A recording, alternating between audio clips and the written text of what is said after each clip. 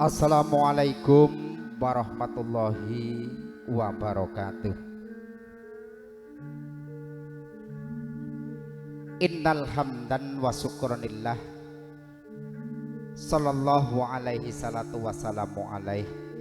amma ba'd.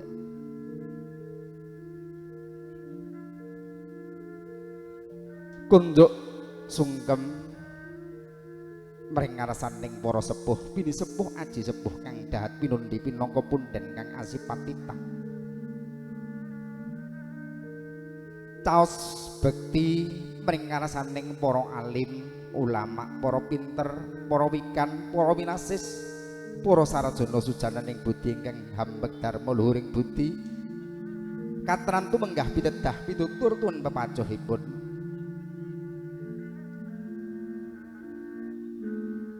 Pangabekti kunjuk mring ngarsaning para pamong pumakarya labet praja sentananing nata pangasta pusaraning praja ingkang lenggahi singangsana hambeng kutalatah ingkang satuhu katrantu minangka pengayoman aning jagat gumelar. Datan katalumpen sagunging para rawuh para lenggah kang katemben hangestreni menggah kersanipun Bapak Witodo Ibu Trah Ibu Soekarti ingkang karoban raos bagya mulya sumerembah dumateng para kadang werdut muda taruna ingkang hambeg dharma krida leladi ingkang kapiyarsa sae yeksaika ngabdi.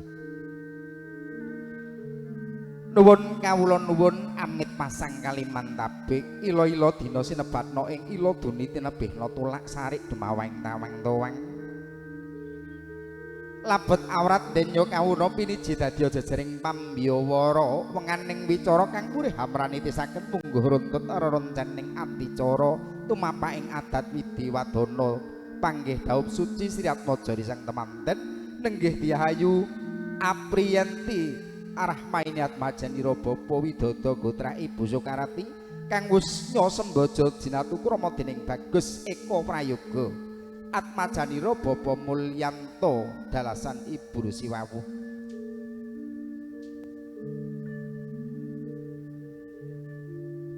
Kalilanana tiyang kawula ngadeg wonten ngarsa panjenengan hanyegek ingkang samya wawan sabda ngandhek kang lumaksana anyapih ngenya samya suka parisuka andherekake Gita Bayu ngenya paring panglipur labet kala mangsa kang jinangka titiwanci kang kahesti panggihnya dhaup suci wusnya arsa lumadi ing wasana ngenya hamiwiti monggo sareng-sareng kawula dherekaken memuji dhateng Syekh wilasaning Gusti nenggih Allah Jal Jalaluh labet ageng nugraha kang wusnya mentah temah dene kula panjenengan saged sedaya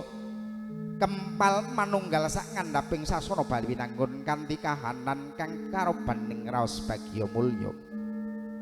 rehing paranpara kang piniji wusnya sawega ing diri samapta ing gati ing masana sumangga kawula dherekaken andherekake mijilnya Sri Atmaja Sang Temanten Putri sangka sasana panti busana kadherekaken tumuju aning sasana dampari nenggo nenggih kampil gading kang kineker rukmi linambaran sinawi hawarna seta medalnya pinanganten Putri Dihayu Apriyanti Rahmaini kang kadherekaken Sang Suba Manggala Jati kang kiniji sapa to warnane yaiku Dihayu Amik Aprilia mijilnya kadya kang penganten binayang bayang kari.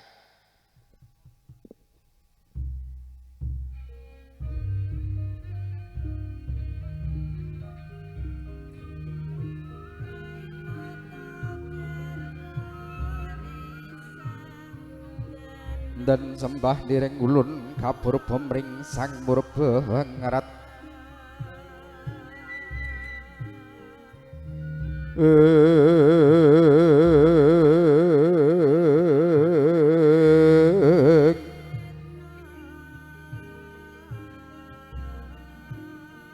sorote Hyang Basanta kang ketaweng hima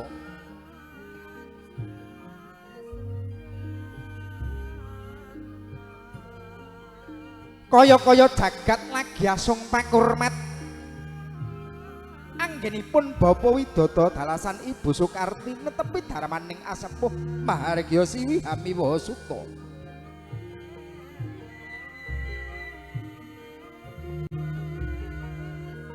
Nalika semana wis kapiyarsa mijil sangka sasana panti busana,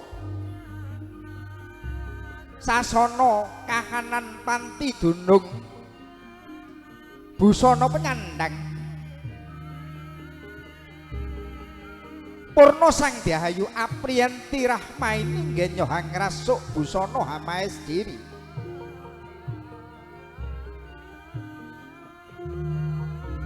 Anampi sasmita saking Sang Suba Manggala Jati sapa to kang piniji nenggih Dyahayu Ami Apelia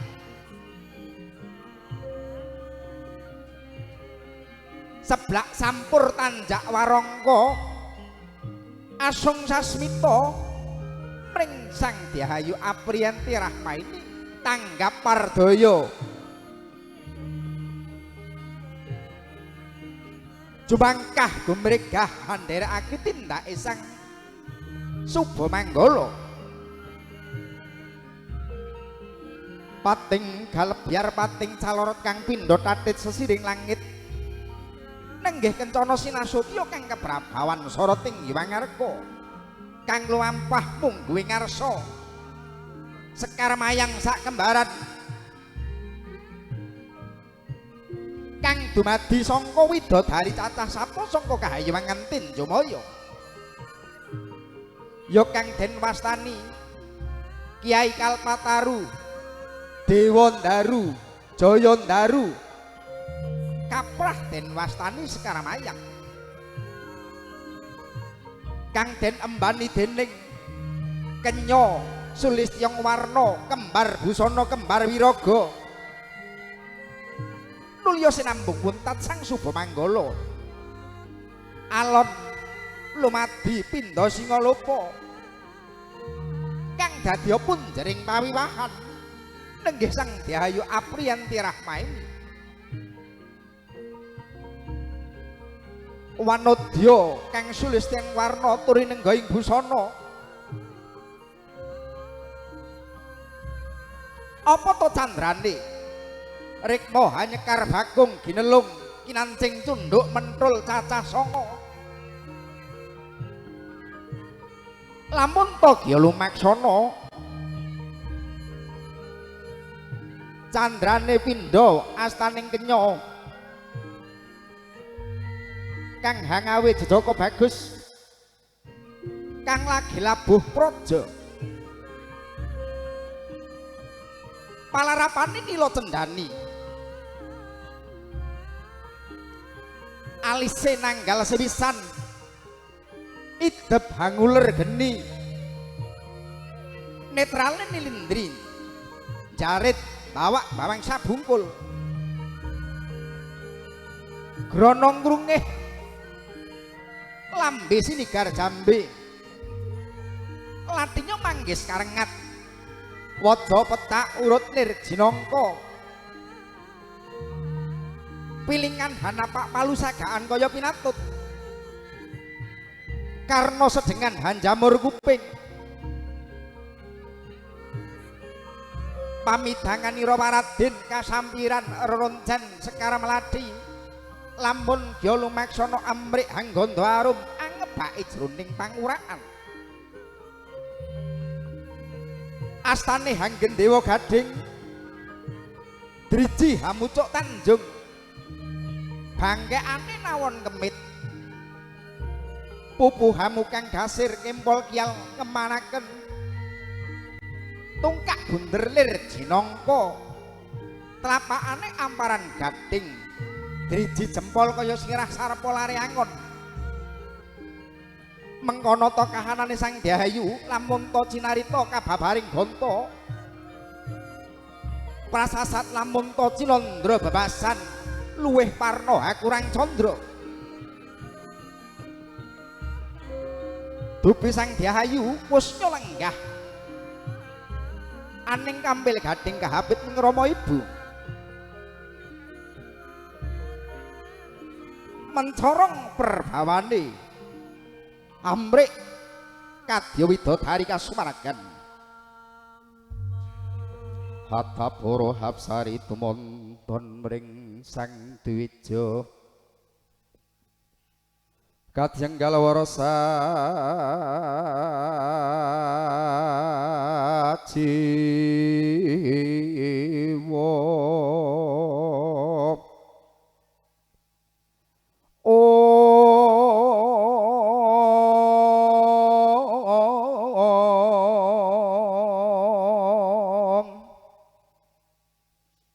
gagagasing tias dahat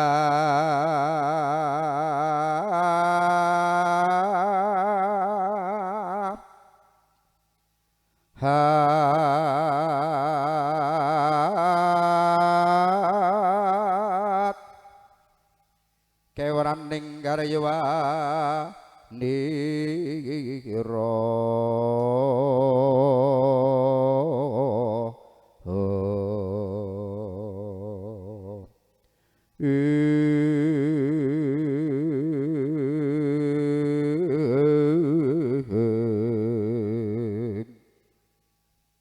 samyomyat rengganing prabata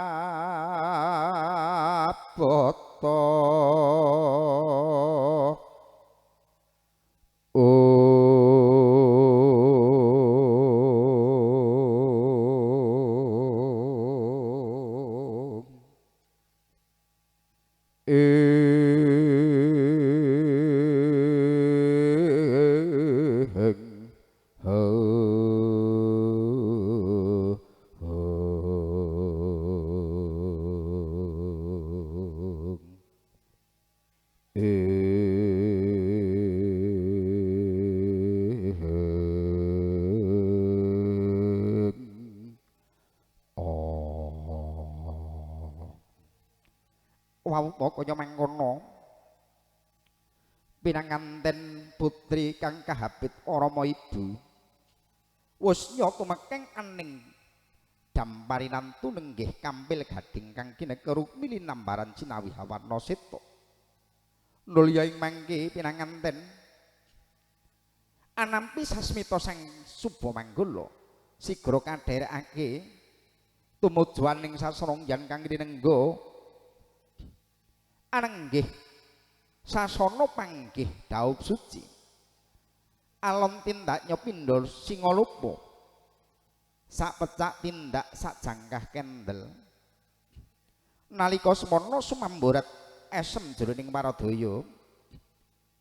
nenggih sang Subamanggala Jati nenggih Diahayu Amik Aprili anggih nyohang ngesuwi tindak nyopinanganten putri dasare wanudya kang sulistya warna wiwit timur wasnya hangudi indah ing ilmi ing bab tata gelar budaya marmo datana momokal dupi wasnya temekeng tapaing padha sigra piniji dadi sang Subamanggala Jati ing mangke wasnya temeka aning sasrongjan kang nirga sigra sang Subamanggala arsa hamrebeki patengganing pinanganten kakung tindak nyokadya Mahesa Gira kang nalika semana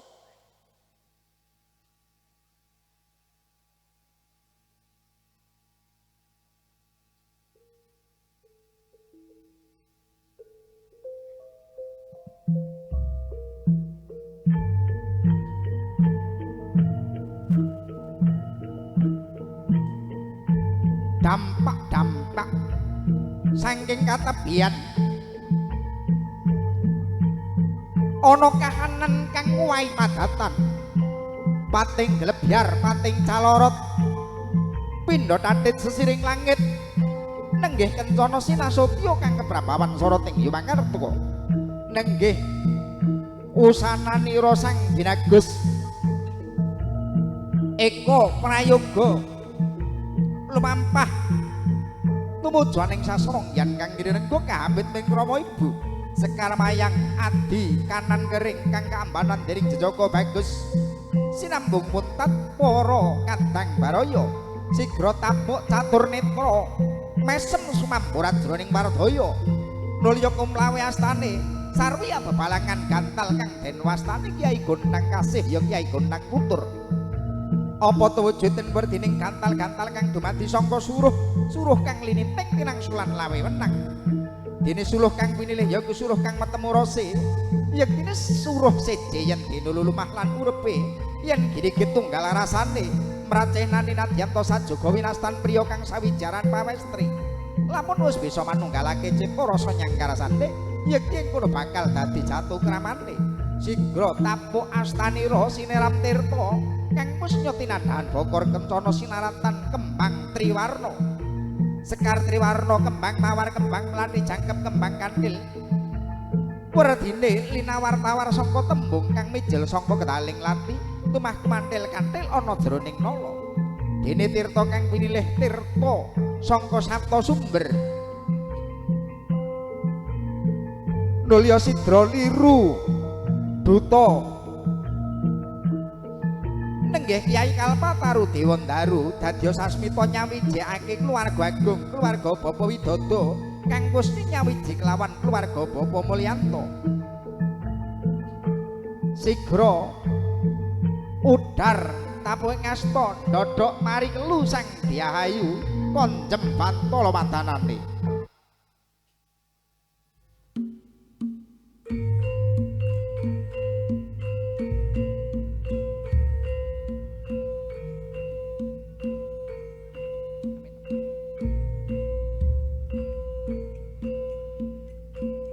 ndodhok mari kelu konjem ing bantala wadananira Sang Diahayu tapuk astanira minangka tandha yekti lamun to arsa ngabekti mring Sang Guru Nadi teka kaya mangkono Sang Biragus Eka Prayoga angliwir timbir punang rikma tandha yekti lamun to wis nyasembada dadi pengayoman aning jagat gumelar sigra Sang Diahayu andherekake samparinira kakung arsa hanapak tigang kang arsa den tapak pecah biar punang tigan kang denira tapak dadya sasmita lamun to pecahing tigan lamun to ana jejaka kelawan kenya kang wis mecah pikire mecah nalare werdine bocah sakaro apa-apa wis kudu golek dhewe apa-apa wis kudu yasa dhewe ora kena njagakake peweh wong atuwane nulya samparanira siniram tirta pawitra adi tirta iku banyu pawitra wening adilinuwih dadi wening-weninge banyu mracenani datan hamung amejikipun nang samparan berdine meminta mring pangwasaning Gusti mugia sirna pun nang sukerta sigra Sang Diahayu kataling ngadeg jejer kepareng mracenani lamun to musnya handarbeni praseja lamun to sabaya papa sabaya mukti Sang Diahayu angiterimring Sang Biragus dadya tandha yekti lamun to pinanganten kang wis hanya juga netepi praseja handika sak petarangan werdine pecah siji kabeh mbelani mulya siji kabeh kudu hangenyami nulya pinanganten siningeban sindur dening Rama Ibu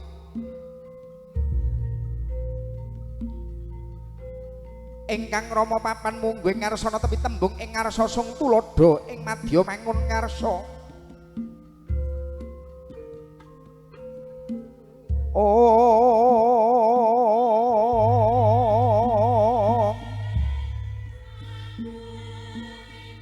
ingkang ibu kang mapan mungguh ing pungkuran netepi tembung tutwuri handayani mracih nani lamun to kang rama dalah ibu siang pantaran ning ratri tan kendhat nggenya hama minta mring panguwasaning Gusti Kang Maha Kawasa uga tan kendhat asung tulodo mring Kang putra nggenya Arsa manjing lelumban ing samudraning bebrayan agung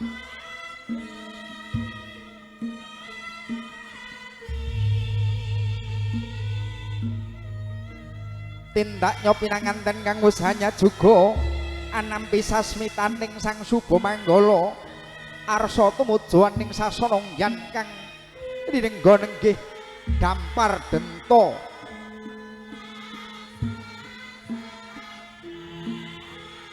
Arsa winisuda dadi raja sedina yang ratu sedalu alon tindaknya pindha singalopa sak pecak tindak sak jangkah kendel wardine hambung tansah kembak ing pengati-ati nadyan sareh temah pikoleh ora grusa-grusu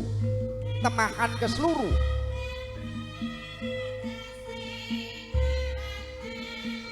saya hanyaket tindaknya sang pinanganten kang kasuwan dening Sangsa Agung sinambung muntat para kadang baraya kang handherekake tindaknya pindha robing Jalanidi kang handhangi ana pacak sujining tarub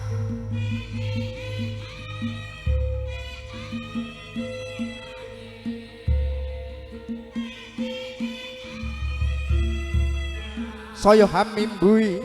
entahing swasana nenggih para kadang baraya ingkang samya asung pakurmat tindaknya pinanganten kang wis hajejawat asta pindha narindra gung binatara kang dahat sinisian pring garwanata tumedhak anjajah desa Milangkori ngungak karaharsaning para kawula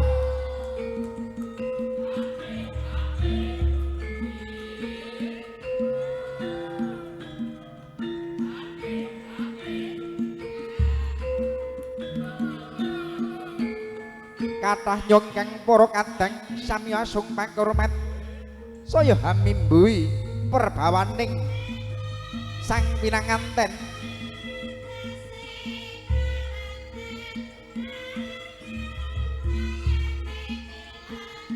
dupi wis nyata mengking sasana yan kang rinengga apa to kang ngarsa lumadi ngono nenggih karombengan ingkang angka sepindhah nenggih kang den wastani upacara jumenengan ya upacara tandur tegese pinanganten kajumenengake katandur dadi raja sedina miyang ratu sedalu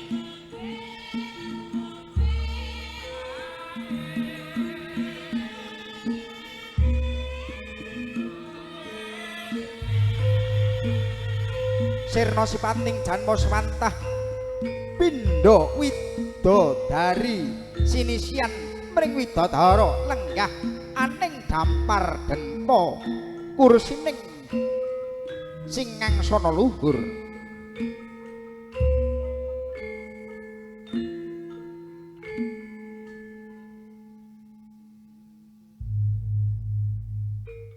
Sri Narendra miyos saking puri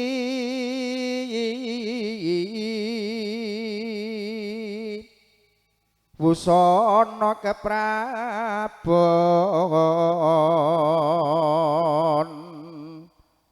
Sri Narendra miyos saking puri wusana keprabon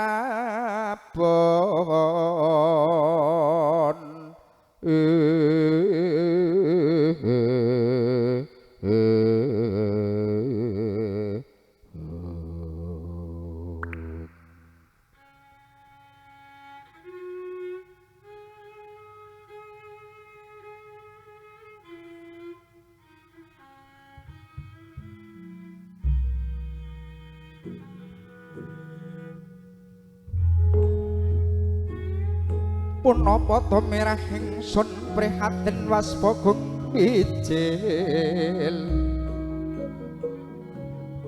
tuh dahatan po karya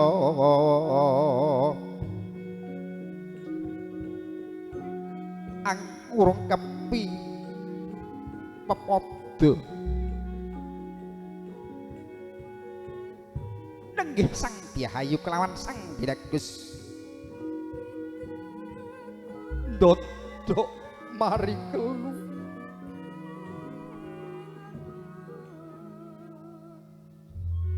anyung kemi pepatan ingkang Rama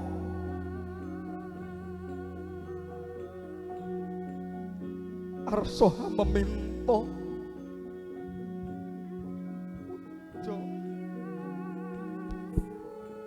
puja dungka tuwin pangastawanira Sudarma awit nadyan to gontotan kuwawa kababar ewa dene mijil pun nang waspa labet kang ana mung rasa eling eling mringangganing Kanjeng Rama kang Kusna sembada ngukir jiwa raga uga eling mring Kanjeng Ibu Kanjeng Ibu kang musna sembada dadi papan yoga brata ndung kaping 9 Candra Tasari Rama Ibu kang musna anglinting anggula wentah wiwit timur nganti temekeng dewasa ingkang Rama dalah Ibu kang prasasat wus nyata nyawa lila ing bondo teguh ing pati kenya angandemi mring katresnanira ingkang Rama kang wis ageng darmanira ingkang Ibu kang wis nyo ageng lelabetanira rumaos mokal badhe manggih ing kayuwanan jati lamun todatan linambaran pangestawaning Kang Rama lamun tan linambaran pangestawaning Kang Ibu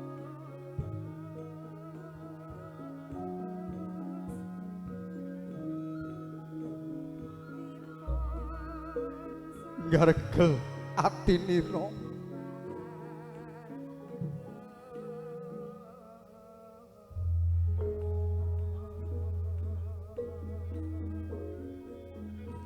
prasasat kadya linolos otot bayune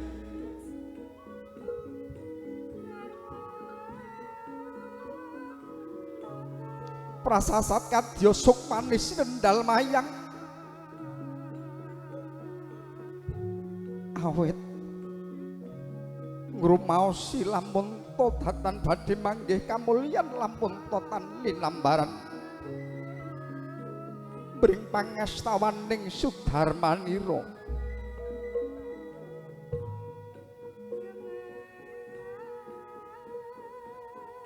Dopi wis nyapurna angkrung kepi pepadaning bapa widodо dalah Ibu Sukarti piranganten ajawat asta tumujaning patengganing Bapa Mulyanto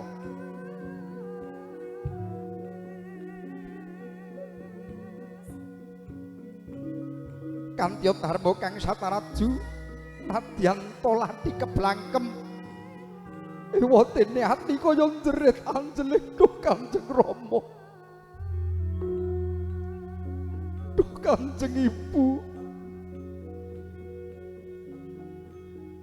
boten ateges kawula badhe batal dhateng dawuh Paduka Rama boten ateges kawula badhe wantun dhateng dawuh Paduka Kanjeng Ibu Lenggono dados jejering putra paduka kula dereng saged atur pepulih dhateng luhuring dharma paduka. Ewadene kawitane kalenggahan menika kawula amimbuir kaos paduka ketitik kawula nganti sipating garwa minangka dadi lelimbangan gesang kawula. Badhe kados pundi malih Rama? Badhe kados pundi malih Kanjeng Ibu? Labedhawaing jodho katali mangsa kawula kedah ngiwiti manjing alaming madya. Alam kadiwasaning diri angawiti nggenya badhe lelumban aning samudraning bebrayan agung. Kanjeng Rama, Kanjeng Ibu, mugi puja donga pangestu paduka Kampugunturna minangka dados sanguning lambaran anggen kawula badhe lumampah. Rama, Ibu katresnan kawula sungkem kula boten badhe kendhat Rama Ibu.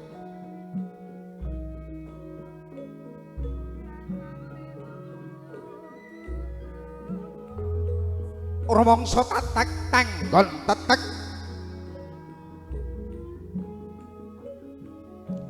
ingkang putra nggenya arsa ngawiti manjing lumban aning samudraning bebrayan agung. Labet puspa wangen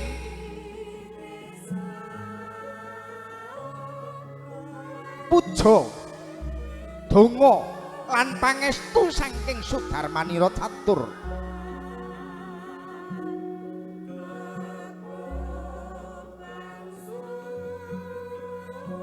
Sigra cacut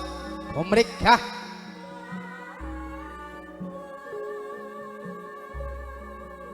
cacut tegese angencengi tali bandange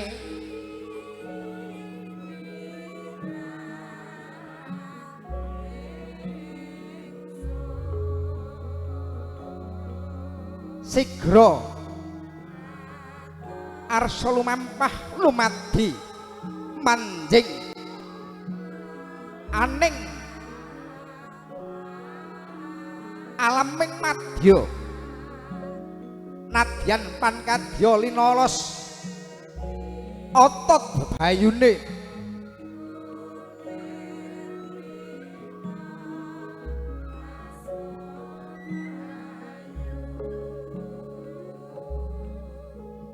sigra pinanganten jejawat asta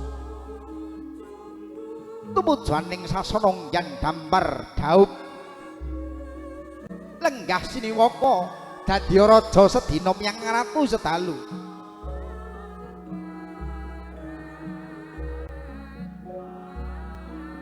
Apa to kang arsa lumadi kalombyongan kang wis rinakit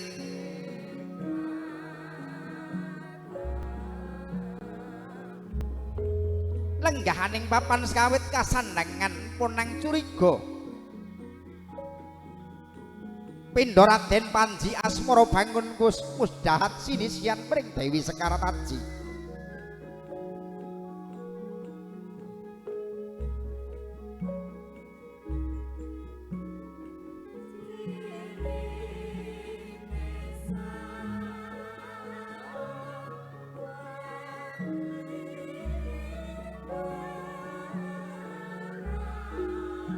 Karombongan kang wis renakit kang arsa den samaptakake dening Putri Domas.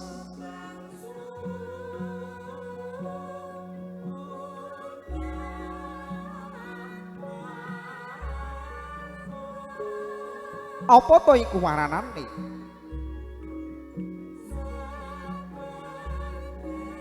Ingkang kawitan nenggih guna kaya kacar kucur sinambet kembul bojana Handrawina nulya ngunjuk tirta Pawitra Adi kapungkasan kanthi hangurak kurang ingkung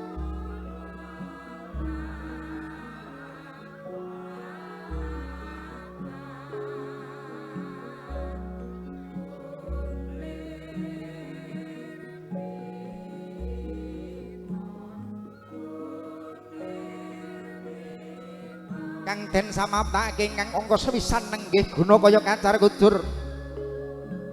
Apa to wujuding werdining Gunakaya Kacar Kucur ingkang dadi isine beras lawas kacang lawas dele lawas kang sinaratan ing arata recek. Werdine sepira to sak lawas-lawasing Gunakaya Kacar Kucur ing pengangkahmu ya isih lawas Gunakaya pangupa jiwaning kakung. Kang dadi tadahe Klasa bangka kang sulam suket Kalanjana sepira ta sak lawasing tilan lampus mugi isih lawas gone piranganten nyawiji bebrayan aning jagat bumi ya bawana. Sang Binagus Eka Prayoga ngesokke isining Gunakaya Kacar Kucur tan kepareng kejijir. Werdine sepira ta Gunakaya pangupa jiwaning kakung kabeh den pasrahake ana ngarsaning Dyayu Epriyanti Rahmaini. Teka kaya mangkono Sang Dyayu nggih nyohanadai isining Gunakaya Kacar Kucur tan kepareng kejijir werdine Sang Dyayu ndarbeni jejibahan anyukup-nyukupake sepira ta Gunakaya pangupa jiwaning kakung. Uga ndarbeni jejibahan tan kena nadai Gunakaya kayane wong lanang liya. Uga ndarbeni jejibahan nyukup-nyukupke temah ora kawastanan kendil Barat Prabu sat-satane. Dupi wusna paripurna kapundhut punang sarat sarana Gunakaya Kacar Kucur dening Sang Putri Domas ingkang kawitan sinambung puntat apa to kang den asta dening Putri Domas ingkang angka kadwi nenggih awujud tumpeng robyong tumpeng sangka jarwa dasake metune nek wis mempeng. Dadi penganten mengko bakal metu nek wis mempeng. Nek rung mempeng rung metu. Tegese mempeng nggone ngandhemi katresnane bakal metu prentul rasa katresnane ora werna-werna.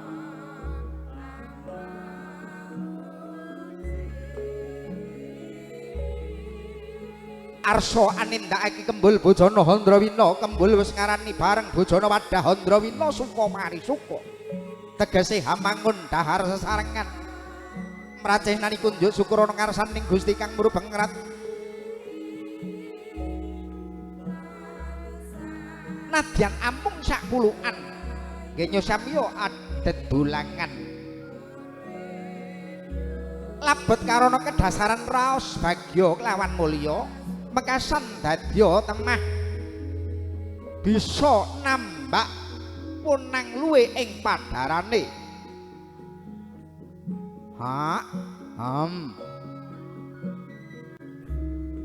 pisan bae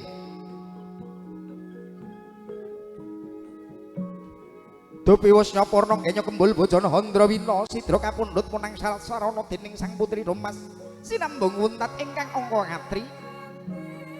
Apa tenan samapta nenggih tirta pawitra hadi tirta banyu pawitra wening hadi linuwih iku dadi wening-weninge banyu nadyan to amung sak tegukan nggih sami angunjuk punang tirta ewadene labet kedasaran rasa katresnan kang suci bisa nambak salit punang gondange ing pengangkah kantya tirta pawitra hadi bisa adem hayem tentrem sami asah asih nggih sami hangesui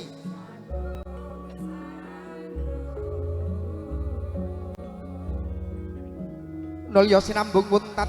ingkang angka catur nenggih arsa hangura ingkung ingkung sangka tembung ilinga nggone tansah manengkung tegese nggih mangkon bebrayan amung kedasaran perintah sangka Kanjeng Nabi sangka dawuh sangka Gusti. Mas dan mbaknya dipegang ingkungnya diangkat sedikit nanti hitungan ketiga ditarik siap karena diabadikan oleh foto kemudian DVS 1 2 3 alah gone sing lanang gedhi banget gone sing lanang gedhi banget ingkunge Pak De ingkung ingkung sangka darwa dasa iling nggone tansah manengkung nadyan namung sak suwir nggih samya arsa adedolangan ingkung iku dadi perlambang ing kamulyan ing pengangkah bisa mulya purwa mulya madya nganti tekaping wusana nggih mangun bebrayan kasinungan wahyu jodho kang sejati bisa nyawiji dadi siji manunggal dadi setunggal lan ana kang bisa nggondhangake kejaba pesining Gusti oncating sukma sejati dupi syarat sarana wusnya kapundhut punang ingkung ateges dadya perlampita lamun ta wusnya paripurna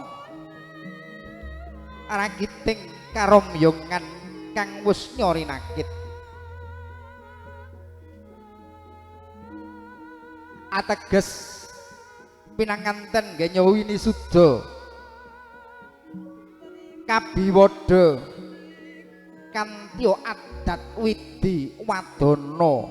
amemba prayagung luhur ing Surakarta hadining ngret wusnya paripurna ing pengangkah pamuji mugia pinanganten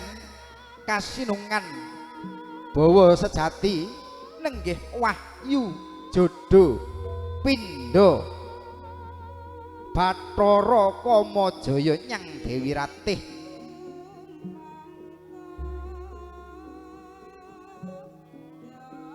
labet karana trenyuh ingkang ibu bebasan nganti dawah kantaka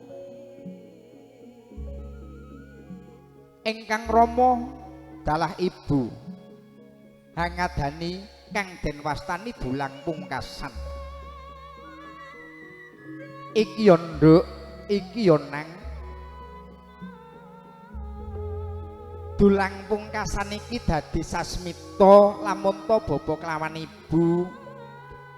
wis mungkasi nggonmu njagakake peweh sangka wengatuanmu apa-apa sira kudu wis ngupadi dhewe apa-apa sira kudu wis ngupaya dhewe ya Nggir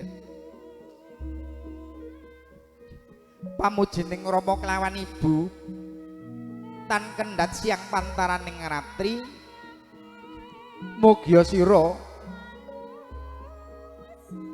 kadunungan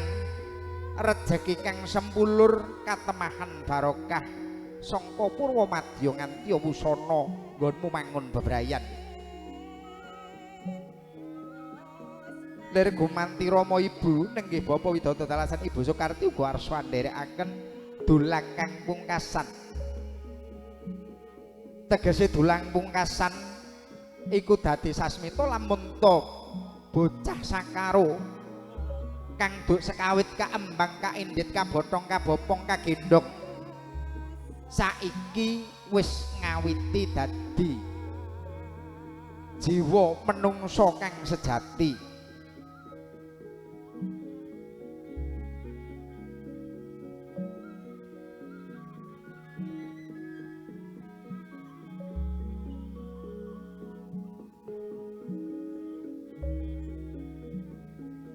uga dulang pungkasan niku dadya sasmitane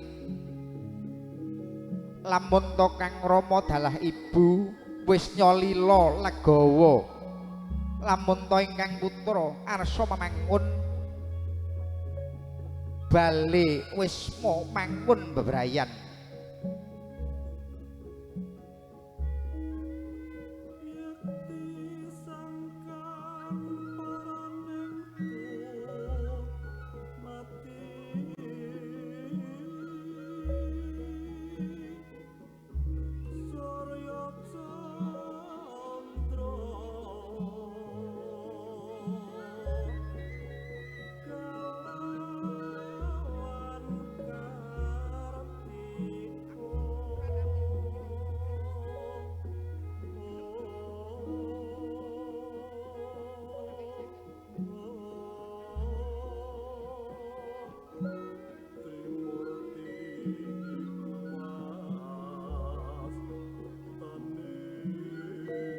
teka kaya mangkono mungguh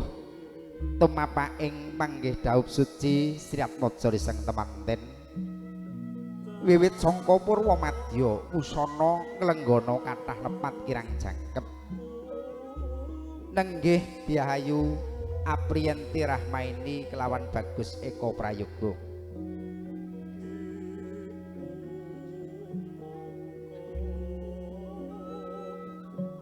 ing wasana mangke badhe kasambet adicara begalan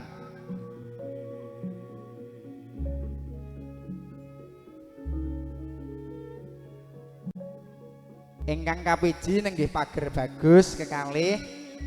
monggo kepareng mangke badhe andherekaken adicara begalan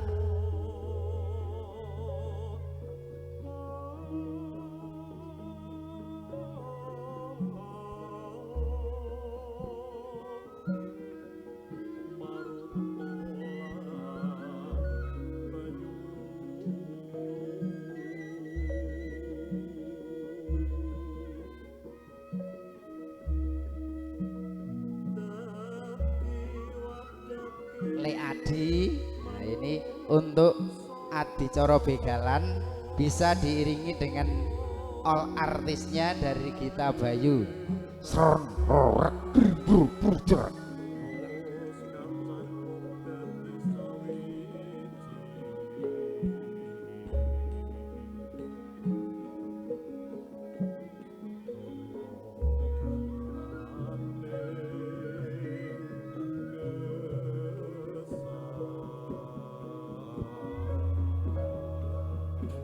Miat neng kalang yuwana klar pandam moncar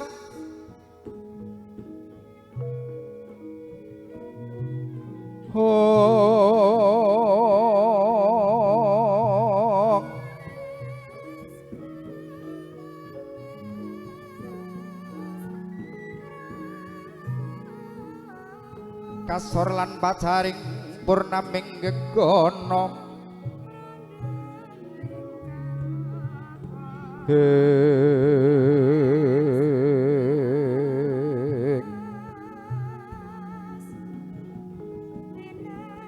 Imahana wanging ujung ngantala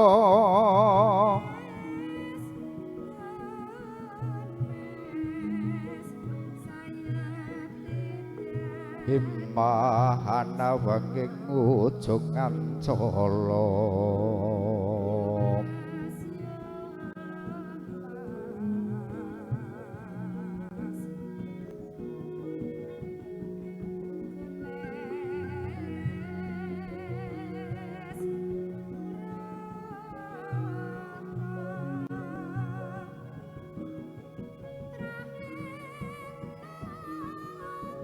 rahing nata